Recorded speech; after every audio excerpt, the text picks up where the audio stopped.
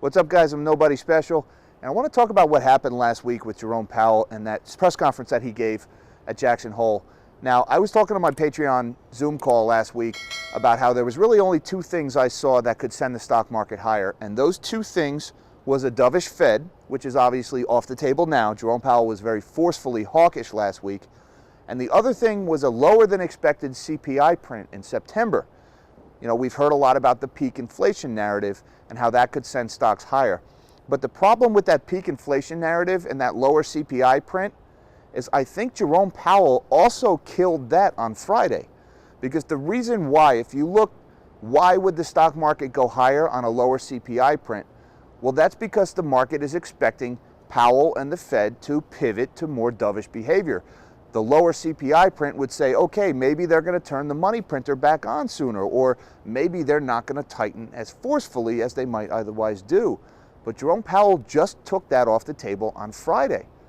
So when he spoke on Friday, not only did he take a dovish Fed off the table as one possible way to send markets higher, but he also took the prospect of a lower CPI print sending markets higher. That's now off the table because it doesn't matter if CPI comes in lower in September, which it probably will come in lower, but it doesn't matter because the Fed has made painstakingly clear that they're going to keep tightening.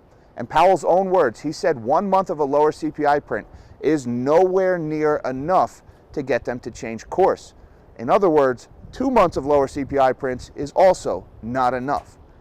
So the Fed pivot is not coming anytime soon. Jerome Powell made that perfectly clear. Neil Kashkari, some of the other Fed governors in some of their speeches recently, they have made that painstakingly clear. The pivot is not coming anytime soon.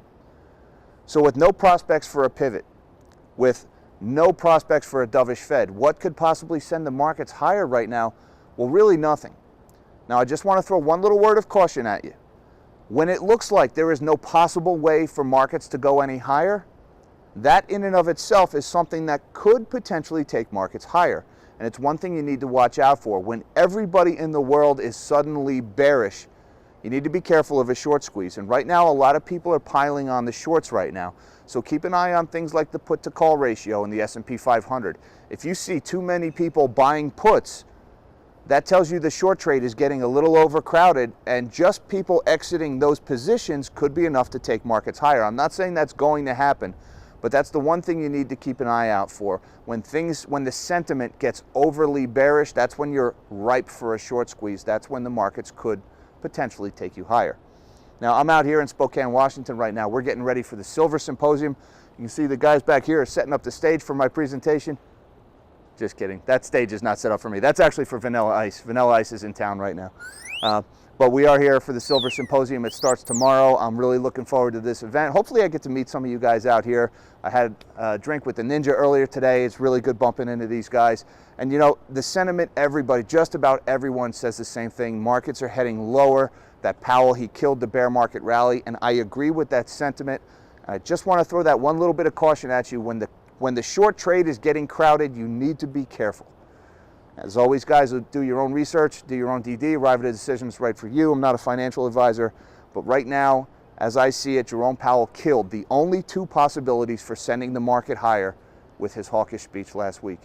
Hope to see you guys at the Silver Symposium tomorrow. Until next time, live small and dream big.